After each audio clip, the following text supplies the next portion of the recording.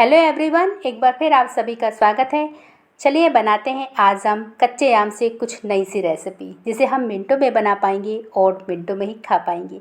तो चलिए वीडियो में जुड़े जाइएगा। और बना रहे हैं हम इसे कच्चे आम से, कोई कलर का इस्तेमाल नहीं करेंगे, बिना कलर के इसे हम बनाएंगे। तो बनाना कैसे है, तो चलिए स्टार्ट कर लेते हैं। लेना है हमें सबसे पहले इसके लिए कच्चे आम। तो यहाँ आप जितने भी मात्रा में कच्चे आम लेना चाहते हैं ले सकते हैं। सबसे पहले इनके छिलकों को हमें निकाल लेना है। तो ये जो आम थे मेरे, होने को ये कच्चे थे लेकिन हल्के हल्के से अंदर से ये पके थे। तो आप इसे अध कच्चा भी कह सकते हैं और कच्चा पक्का भी कह सकते हैं। यहाँ पर आप कच्चा आम भी ले सकते हैं और पका आम भी ले सकते हैं। तो फ़िलहाल तो ये कच्चा आम में ही आएगा क्योंकि अच्छे से पका नहीं है। तो इनके छिलकों को निकाल लेना है और निकालने के बाद देखिए ये इस तरह से हो जाएंगे। क्वांटिटी मैंने यहाँ 6 ली है। तो चलिए फटाफट जो छिलके हैं इनके छिलकों को हम फेंकेंगे नहीं। इसकी रेसिपी भी हम आपसे बहुत जल्दी शेयर करने वाले हैं। बहुत ही अच्छी सी रेसिपी इसकी बनके रेडी होती है। तो आम ऐसा फल है जिसकी गुठलियाँ भी बहुत काम आती हैं और छिलके भी बहुत काम आते हैं, और आम तो आता ही आता है। तो चलिए यहाँ जो हमने आम लिए हैं, अब इनको देखिए जो चॉइस होती है आपकी, या तो आप इसे कद्दूकस कर लीजिए क्योंकि ये आम इतना अधपका है कि कद्दूकस भी करेंगे तो आराम से ये मैश हो जाएगा। किसी भी हॉल से कर सकते हैं, बारीक वाले से, मोटे वाले से, किसी से भी कर सकते हैं। बस हमें गुठलियाँ अलग करनी है। या तो आप इसे मिक्सी जार में डालकर पीस सकते हैं या फिर आप छन्नी में डालकर भी इसे मैश कर कर निकाल सकते हैं। पके आम को छन्नी में निकालने में कोई दिक्कत नहीं जाती है, और ये आम अभी आधा पका है तो आराम से ये हो जाएगा। तो यहाँ पर देखिए किसी भी तरीके से आप कर सकते हैं। इस तरीके से भी कर सकते हैं या फिर आप इसको पीस कर भी कर सकते हैं। तो दोनों तरीके मैं आपसे यहाँ शेयर कर रही हूँ।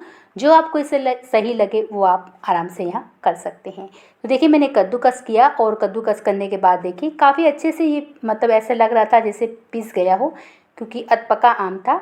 और थोड़े दिन और रखते तो शायद ये पक ही जाता। तो देखिए यहाँ पर मैंने कर लिया है, और यहाँ पर ये बिल्कुल, ये देखिए इस तरह से ये जैसे लग रहा है बिल्कुल जूस निकल रहा हो इसका। तो इजली से ये हो जाएगा इसका। लेकिन अगर आप इसको मिक्सी जार में डालकर करना चाहते हैं तो मिक्सी जार में डालकर भी आप इसे कर सकते हैं। तो दोनों तरीके में जो बेस्ट लगे आपको, जिसमें आपके समय की बचत हो, वो आप आराम से यहाँ पर इस्तेमाल कर सकते हैं। तो चलिए यहाँ पर अब हमने इसको ऐसे कर लिया है, और ये देखिए यहाँ पर इस तरह से ये हुआ है। तो अब मैं बाकी आपको मिक्सी जार में डाल के दिखा देती हूँ कि इस तरह से भी आप कर सकते हैं। बस क्या करना है, गुठलियों को हमें अलग करना है और बाकी बस ऐसे ही करना है। तो चलिए गुठलियों को अलग करते हुए इसके जो गूदे वगैरह होता है इसको हम पल्प वगैरह को निकाल लेते हैं, और फटाफट से इसको फिर हम मिक्सी जार में पीस लेंगे। अगर आपके पास मिक्सी जार नहीं है तो आप छन्नी में डालिए और गिलास की सहायता से या चम्मच की सहायता से अच्छे से मैश भी कर सकते हैं। तरीके बहुत सारे होते हैं, जो आपको ठीक लगे, जो आपको लगता है हाँ ऐसा हो सकता है, तो किसी भी तरीके से आप कर सकते हैं। हमें बस आम का यहाँ पर ये रेसिपी बनानी है, यानी कि आम की कैंडी बनानी है। किसी तरीके से भी बनाइए। तो चलिए यहाँ पर हमने कर लिया है, और मैंने मिक्सी जार में पीस कर इसे ले आई हूँ। अगर मिक्सी जार में आपका फाइन सा पीस जाता है तो फिर आपको छन्नी की ज़रूरत नहीं है, लेकिन मुझे फिर भी थोड़ा लगता था तो इसलिए मैं छन्नी ले ली हूँ। और छन्नी में इसको ऐसे डालेंगे, जो भी इसका मोटा मोटा सा रेशा होगा वो ना अलग हो जाएगा। अगर हम बनाते भी हैं कैंडी या कोई भी चीज़ बनाते हैं आप, तो कई बार रेशा दांतों में लगता है, वो ना लगे। तो इसीलिए छन्नी में अच्छे से इसको चम्मच की सहायता से ऐसे करते रहेंगे। जो भी से कुछ मोटे मोटे पीस होंगे, जो भी रेशा वगैरह होगा वो निकल जाएगा। तो इस तरह से ज़रूर कीजिएगा एक बार। इससे हमें ही सेफ्टी रहेगी आगे बनाने में और खाने में। तो देखिए यहाँ मोटा मोटा सा पीस रह गए थे, तो इनको हम क्या करेंगे, जितना हो सकता है उतना निकाल लेंगे, बाकी हम सबको साइड में कर देंगे। तो यहाँ देखिए आम का पल्प हमें पूरा मिल चुका है, और यहाँ पर देखिए कोई भी कलर का इस्तेमाल हम नहीं करेंगे। पूरा येलो है ये, और अधपका आम था तब भी येलो था। तो चलिए यानी कि आधा पक चुका है, तो कलर का इस्तेमाल नहीं करेंगे। तो अब इसे हम नाप लेते हैं। नापने के लिए एक कटोरी ले ली है मैंने, और पूरा ये एक कटोरी है। तो मैं आपको दिखा दी हूँ, पूरा नहीं निकाली मैं, उसी में वापस कटोरी डाल दी थी। तो एक कटोरी है। अब चीनी भी हमें एक ही कटोरी लेनी है।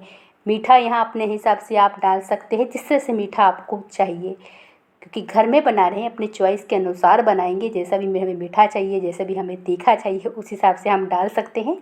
चीनी मैंने यहाँ एक कटोरी डाल दी है, और मेरा जो आम है तो थोड़ा बहुत मीठा है, यानी कि अधपका है तो मीठा ही है। तो अगर बिल्कुल कच्चा आम अगर आप ले रहे हैं तो चीनी की मात्रा को बढ़ा लीजिएगा, तो ज़्यादा खट्टा लगेगा।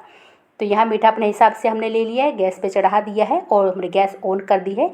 अभी मैंने यहाँ पर गैस की फ्लेम को मीडियम रखा है क्योंकि धीरे धीरे चीनी पिघलेगी और ये थोड़ा सा पतला होगा, तो फिर धीरे धीरे ये गाढ़ा होगा, तो धीरे धीरे ये गाढ़ा होता जाएगा। तो बस यहाँ कंटिन्यू हमें चलाते जाना है, छोड़ना नहीं है, लगना नहीं चाहिए। और मोटे तलवे की हम यहाँ कढ़ाई का इस्तेमाल करेंगे। देखिए कंटिन्यू चलाते गए, चीनी पिघलती गई है। देखिए काफ़ी लिक्विड फॉर्म में आया हुआ है ये, लेकिन जब धीरे धीरे पकाएंगे तो ठीक होता जाएगा यानी कि। तो चलिए यहाँ पर आप चलाते जा रहे हैं। अब इसमें डालेंगे हम अपने हिसाब से ना मसाले। तीखी चटपटी कैंडी चाहिए तो तीखे चटपटे से मसाले डालिए, जैसे नमक डाल दिया है, काला नमक डाल दीजिए, थोड़ी सी काली मिर्च डाल देंगे, और थोड़ा सा आपको तीखा चाहिए यानी कि मिर्ची वाला चाहिए तो मिर्ची भी डाल दीजिए अपनी चॉइस के अनुसार, जैसा आपको पसंद हो। तो मैंने यहाँ चिली फ्लेक्स ले लिया है, थोड़ा सा चिली फ्लेक्स डाल दिया है। अगर बच्चों के लिए बना रहे हैं तो चिली फ्लेक्स बिल्कुल स्किप कर लीजिएगा, बच्चे पसंद नहीं करते हैं।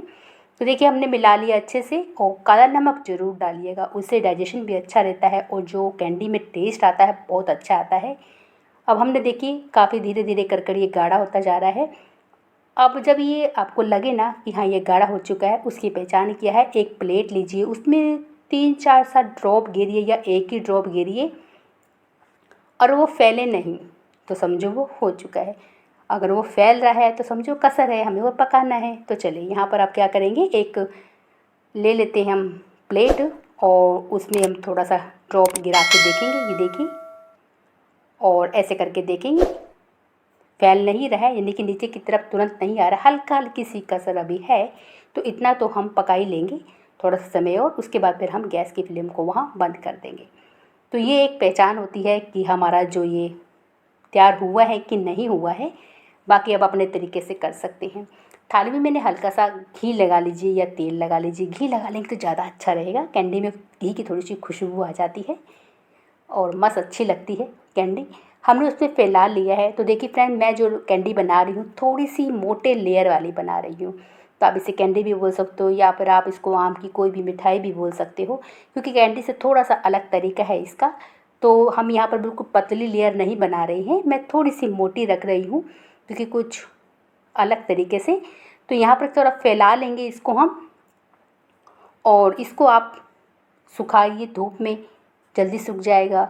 और नहीं सूख पाता तो पंखे की हवा में सुखाइए, थोड़े से समय को ज़्यादा लगाइए।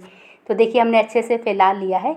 और जो मैं यहाँ बिल्कुल सुखाऊंगी नहीं इसको, हमारा ये आधा सूखा होगा। जो मेरी ये कैंडी है थोड़ी सी अलग तरीके से बना रही हूँ। तो चलिए यहाँ हमने इसको फैला लिया है और अब क्या करेंगे, इसी को थोड़े समय के लिए रख लेंगे ताकि हल्की हल्की सी ये सूख जाए। बिल्कुल सुखाना नहीं है, हल्की हल्की सी, क्योंकि मोटी लेयर है तो सूखने में बहुत समय लगेगा। और ये देखिए यहाँ पर ये मैंने रखा। और उसके बाद अब क्या करेंगे, इसको हम निकाल के मैं आपको दिखाऊंगी। एक थाली ले लेते हैं, क्योंकि इस थाली से निकाल कर मैं इस थाली में रखूँगी, क्योंकि अब मुझे इसमें कट करना है तो थोड़ी बड़ी थाली का इस्तेमाल करेंगे। ये देखिए अच्छे से मैंने इसे सुखाया नहीं था, कुछ समय के लिए ही रखा था। हल्की सी धूप लगे या फिर पंखे में एक दिन रख सकते हो या आप कुछ घंटों के लिए रख सकते हैं। थोड़ी सी हमारी जो कैंडी है थोड़ी सी अलग टाइप की है। तो चलिए यहाँ पर अब क्या करना है, आपको कोई भी आप कैप होती है ना, बॉटल की कैप होगी या किसी चीज़ की भी हो, गिलास हो आपके पास छोटे छोटे से, वो ले लीजिए और गोल गोल आकार में इसे काट लीजिए। बहुत अच्छा शेप आता है और बहुत अच्छी कैंडी लगती है, पूरी कैंडी जैसी लगती है। पहले मैं आपको नाइफ़ से काट के दिखा रही हूँ, आप इस टाइप में भी कर सकते हैं, लंबे लंबे स्ट्रिप काट कर उसके छोटे छोटे से टुकड़े कर लीजिए। कैंडी बनाने के बहुत सारे तरीके होते हैं, कोई भी शेप आप दे सकते हो। ये देखिए इस तरह से, और छोटे छोटे शेप कर लीजिए। या फिर आप कोई भी गिलास लीजिए या कैप लीजिए जैसे मैंने लिया है, और गोल गोल शेप में काट लीजिए। तो लुक भी सुंदर आता है और बिल्कुल ईजी रहता है ये वाला कैंडी बनाना। कोई दिक्कत नहीं है, कोई झंझट नहीं है, फटाफट बनकर रेडी हो जाएगा।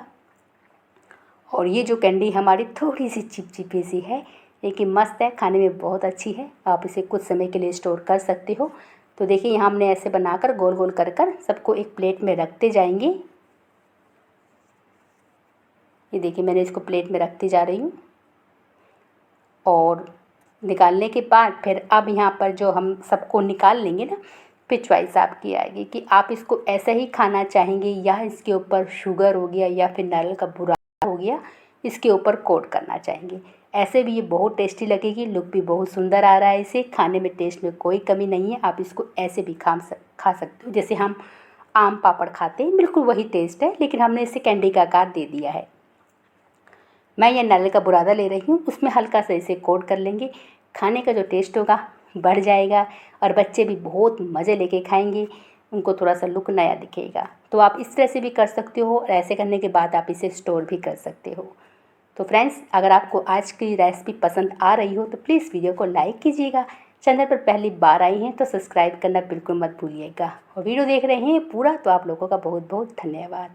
और ये देखिए हमारी कैंडी बनकर रेडी हो गई है। आप इसे स्टोर कर सकते हैं कुछ समय के लिए, यानी कि कुछ महीनों के लिए। तो मिलते हैं आपसे अगले वीडियो में कुछ ऐसी ही एक नई रेसिपी के साथ। जब तक के लिए आप लोगों का बहुत बहुत धन्यवाद।